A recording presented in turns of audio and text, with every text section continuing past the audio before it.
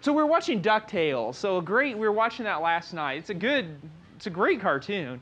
But it was a new DuckTales movie that came out, and they have the Scrooge and Huey, Dewey, and Louie have got a genie lamp, and they rub it, and the genie pops out, and all of them get 3 wishes, and at some point one of them says, I don't know which one, says, I suppose one of us should ask for peace and happiness for everybody in the world. And the genie laughs. He says, ha!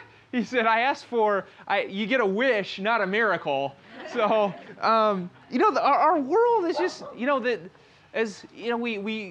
I think we want peace. We want peace in the world. We want peace in the Mideast. We want peace in, wherever. There was the recent shooting in Tunisia. They had the shooting last week in Colombia.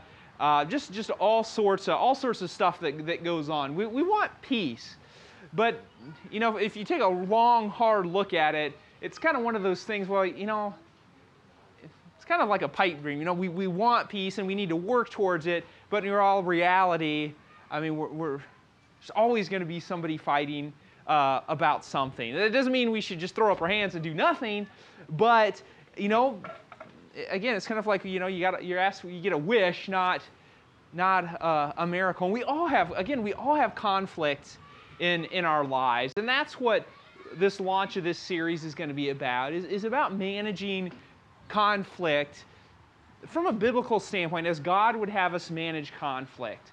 And what we're going to go through is one of the best series I've ever found on conflict and just how to deal with conflict. Very, very applicable. You get some studies and some things you do. You're, wow, that's great information, but I have no idea that doesn't apply to my life in any way, shape, or form. And I think you're going to see, even hopefully after this morning, you'll get a glimpse of that this is going to be a relevant and helpful series for us. Look at the very first verse that's on the 4 parts of conflict resolution. On the top half of that, it starts with peace. Somebody read that for us. This is Jesus talking, that John 14:27. Somebody read it nice and loud for us.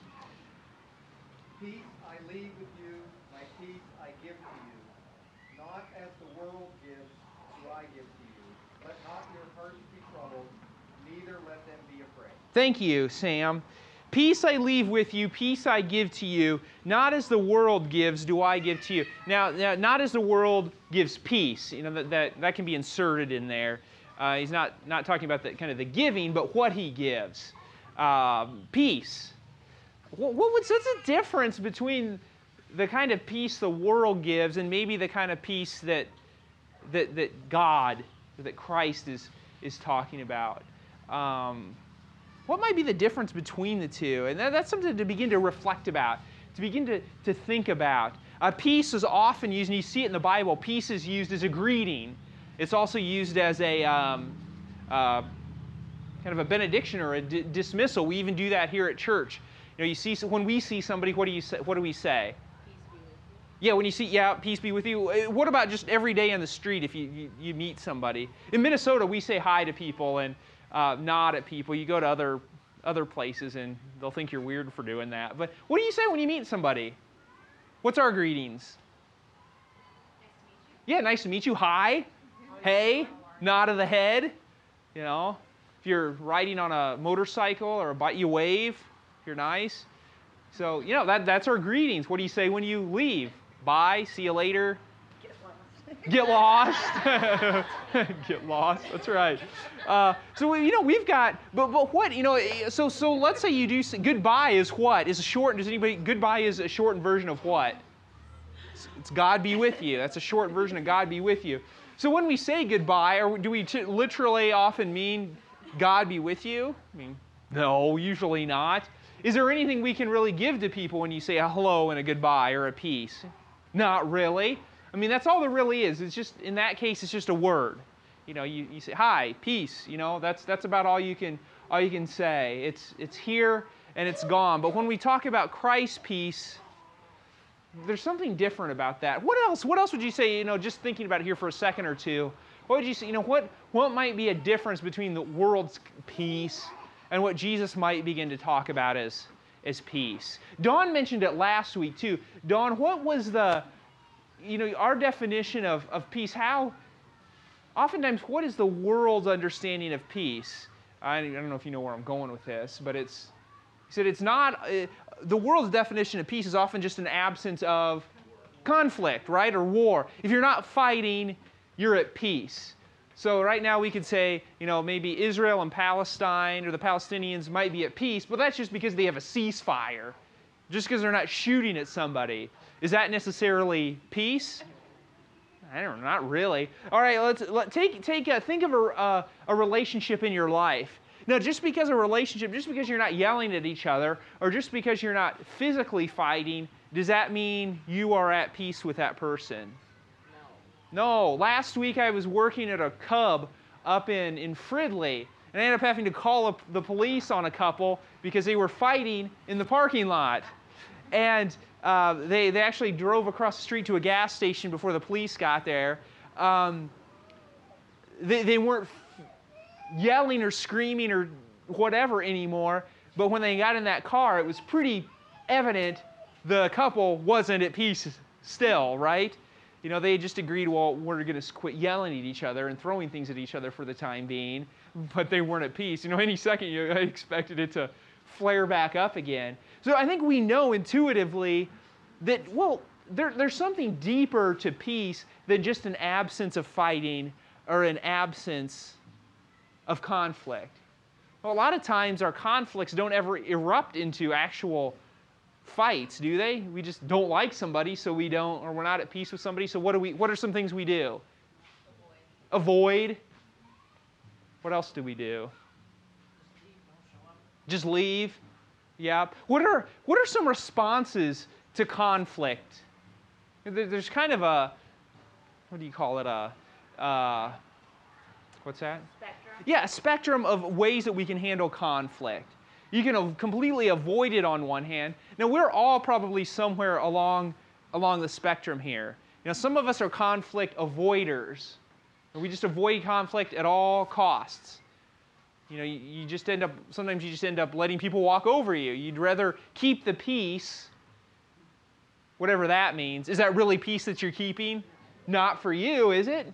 No, not at all. What's a complete opposite? Might be the complete opposite of that? Yeah, comfort. You love peace. All you can do is fight. How many people know somebody that just thrives on that? I don't know near as many people who thrive on fighting and conflict. I know a few people. I think more people, in general, tend to conflict avoidance, but we all have that.'re probably somewhere along the spectrum, and it might be who we deal with too. We might be better at conflict with some people than with others. Over this series, though, we're going to see that there are healthy ways to deal with conflict and there are unhealthy ways to deal with conflict. And the Bible is going to show us that there are healthy ways to deal with conflict and that we need to deal with conflict. And that conflict isn't always bad. Conflict is a natural outgrowth of just being different people, right? We think about things differently.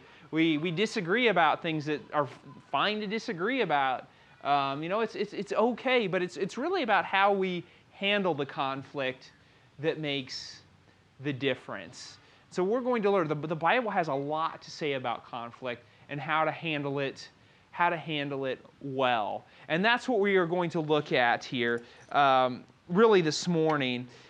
Before we get to the 4 parts of conflict resolution, in our everyday lives, I think the Bible tells us that we need peace in 3 areas. The first area is we need peace with God. We've got to have peace with God. Don, you talked about that last week, so I'm not really going to get into that. But the Bible tells us we've got to have peace with God. We need peace with Him. That comes in your 2nd verse. Therefore, since we have been made right in God's sight by faith, we have peace with God because of what Christ the Lord has done for us. We need to have peace with the Lord. Now, lots of people don't think they do, but the Bible tells us, Jesus tells us, we need peace with the Lord. And what's the way? We sometimes attempt to make peace with God through our own things that we do. What are some things we might try to make peace through God by doing? Doing, yeah, just doing things. You know, maybe bringing your food to the picnic that make peace with God. What else? What are some doing things? You know, go to church, give money, be nice, volunteer. You know, whatever, fill in the blanks. But the way to peace with God is what? It's Christ. The Romans 5:1, which Don talked about. So we need peace with God. The second one is we need peace with other people. Don, you talked about that a little bit last week as far as fathers. We have peace with our fathers. We need peace with other people. Jesus hinted at that when he talked about peace with, you know, love your father and love your neighbor as yourself. We have to have peace with other people. Okay? That's part of what it means to be a Christian is to live at peace with other people. We're called to be peacemakers, okay? And then thirdly, anybody have any idea what the third one might be? Peace with God, peace with others, and peace with yourself. Okay? I think out of the three, the last one is the most difficult. I think this might be the hardest one to attain, is peace within yourself. I mean, think about all the things in our lives. I mean, we have body image issues. We have depression. We have pasts that haunt us. We can't forgive ourselves for things that we've done. We've got narcissism. We've got, you know, what other inner issues do we have? I had a whole list of them, but since I forgot my notes at home, I can't access them. Jealousy, yeah, anger, resentment. We hang on to those things. We're happy, we're unhappy. You know, we've got all the inner turmoil that haunts us. Yet we're able to have peace, and God calls us to have peace with ourselves. But these three things are all intertwined. You can't have inner peace unless you have peace with God. I don't think you can have full inner peace until you have peace with others. You can't really have peace with others till you have peace with God. Neither can you have peace with others until you're at peace with yourself. You can't have peace with others till you have peace with yourself and peace with God. I don't think you can fully have peace with God until you're willing to make peace with others and with yourself. Do you see how all of those are intertwined? No, it doesn't mean that you have to be fully at peace with yourself before you can have peace with others, because I think it's all a process to one degree or another. I mean, we're always working at these things. But all three of them are necessary, and all three of them are intertwined. And over the next few weeks, we're going to be focusing almost exclusively on peace with others. Although we'll see a little bit of peace with ourselves as we work through some of these things. But I hit on the other two because you're not going to be able to work through these things, and I'm not going to be able to work through peace with others until we come to the conclusion that I need to have peace with God and peace with myself. That's where it starts. So that's how I'm piggybacking on Dawn's. If you were here last week, you heard that. You need to have made peace with God, and you need to have made peace really with yourself. And I'm not going to go into that because we don't have time today, but if you need help making peace with God or making peace with yourself, see me, see Pastor Dawn, you know, see somebody after the service. But Dawn went through that last week. I'm not going to reiterate that. But again, you're never going to be able to make full peace with others until you have peace with God and peace with yourself. So over the next few weeks then, we're going to be looking at, in detail, the 4 parts of conflict resolution. If you look at the footnote, this comes from Ken Sande, The Peacemaker Biblical Guide to Resolving Personal Conflict. Okay? And I didn't bring my notes, so let's see if I can remember these. The 4 parts of conflict resolution, the first one is glorify God, okay?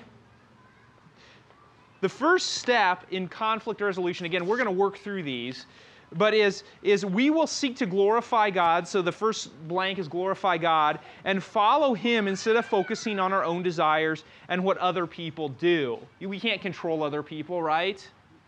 So we can focus on God. That's a first step in conflict resolution and conflict management, is focus on God. Get your focus on where it needs to be instead of upon one, yourself, or upon 2 other people. Dawn, are you looking those up? I'm not going to remember them. Number 2 is get the log out of your own eye. Get the log out of your own eye. And does anybody know off the top of their head, what is that a reference to? Getting the log out of your own eye. Yeah, Tony just said it. Remember when Jesus said, why are you paying attention to the speck of dust in somebody else's eye when you've got the log sticking out of your own? So before we pick apart other people in a conflict, look at yourself. That's the second part of conflict resolution. So before I get all mad at Tony, for doing whatever Tony did, I've got to look at myself and ask, well, how have I contributed to this conflict? Because, what do we like to do? I like to blame other people. It's all Cheryl's fault. It's her problem. Yeah, that's right. That's right. It's all her fault. Without realizing, well, how I need to take a step back and evaluate how can I take responsibility for my own actions, and how have I contributed to this, okay? Number 3, gently restore. Yes, gently restore. We will overlook minor offenses. This was one of the great, this was a big eye-opener for me. Just how many times in the Bible the authors, God, the Bible recommends overlooking minor offenses. Just overlook them. I mean, think about a marriage, your marriage. How many do I just love everything Brianne does? Of course I do, right? No, I mean, but we all know there are some things, it's just what it is, that's her, and I've got my own foibles, and that's you live with them. And that's you pick your fights, yes. And that's the way the Bible encourages us to look at a lot of conflict. Just overlook it. It's not a big deal. Let it go. Okay, but sometimes some things you can't. You can't do. It's hindered the relationship to the point where you can't overlook it and you have to address it, okay? And in those instances, we seek to restore relationships when offenses are too great. I can't overlook it. It's come between me and Brianne, and I have to deal with it. It's affecting the way that we interact, and that's the point it has to be addressed. And fourthly, go and be reconciled. Go and be reconciled. We will genuinely pursue peace with other people instead of allowing relationships to wither or pretending nothing is wrong. Okay? That's a tough step. When we know something is wrong, we are actually going to pursue peace. You may need to take it up with the person. We'll find out it may have to even go beyond that. You may have to bring a third party into it. But we will do whatever we have to restore peace in a relationship. Instead of how many in the past have just, I don't know if you want to admit it, I'll admit it, I've just allowed a relationship to wither and die because I've not wanted to take the time or effort to pursue peace. Just didn't want to do it. Wasn't worth it. I think we've all had that. And we're going to say we're not going to let that happen. Relationships are often too important to do that. So we're going to pursue peace instead of pretending nothing is wrong. Instead of just compromising for the sake of compromising, just to get it done with, we are going to pursue peace. And so over the next 4 weeks, and we're going to delve into how. These are great suggestions, but how do we do that? So that's what we are going to do. Did you miss one, Jess? Yeah, number 2. She was talking. Oh, okay. So it sounds like you got some conflict to work through. That's going to be get the log out of your own eye. Thank you. Which would be you were the one doing the talking, Jess, right? So just kidding. Yes, that's right. So that's what I wanted to give you a snippet, an introduction to what we're going to talk about. And those are the 4 things we're going to talk about over the next few weeks.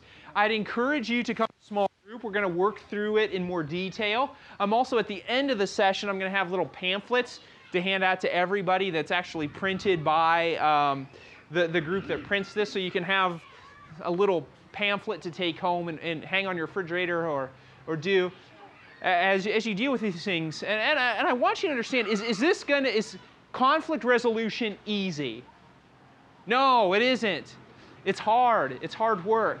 But I'd encourage you, the work that you put into conflict resolution is worth it. Think of all the time, the stress, the energy, the gray hairs, the worry, the whatever else that you have spent on conflict. and how you've not, and it's probably not gotten resolved. Think about all of that. The time is worth it to put it into to resolution and to pursue true peace. And that's what we're going to look at over the next several weeks here. Anybody got any responses or questions? I don't want to pretend that conflict resolution is easy, but it's worthwhile. I was listening to something this morning, and it's funny how things and they were saying that God puts conflict in our lives because we grow from conflict. Yes, and that's one of the first things in the book. I didn't bring it up, but that's his first thing, is that, and it actually comes under glorify God, is that conflict provides opportunity for growth. You know, that it's good. It can be healthy. And we grow from it. Both we can and other people can. I highly encourage you. Some of our younger middle-aged school kids are going to be going through this. Actually, Sam and Kerwin are going to be leading our middle schoolers through this. Peacemakers for kids. Adults who have younger kids, Reese's age and Fiona's, and even Hannah, the younger kids. What's that? Yeah. Well, Holly's a little younger, but yeah. Teach your kids this. I mean, we don't naturally learn conflict resolution. They're not going to pick it up. So we can teach our kids how to deal with conflict in a healthy manner. So I encourage you to help pass that on to other people, to kids, and grow from it and learn from it. Anybody else this morning?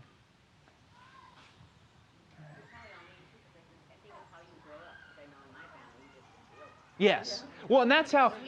Yes. And that's how I grew up. My family, we just didn't talk about it. If something was wrong, you just kept it to yourself. And I'm not always great at that, but that's something I have to constantly work at. If I've got a problem, I have to address it. I have to deal with it. How many here grew up in a house that didn't deal with conflict? I would say that would have been, my guess is at least at least a little bit more didn't deal with conflict. How many would you say dealt with conflict in a healthy manner? One? Yeah. How many dealt with conflict kind of on the other extreme where we just yelled all the time? Okay. Yeah. So, yes. So, I mean, we've got the spectrum. Very few families deal with conflict in a healthy manner. And very few churches deal with conflict in a healthy manner. So this is something not only that we're going to do as a personal thing, but that we need to do, encourage us to do as a church and as families and with your kids. And this is a very applicable, very helpful, I think, series to go through.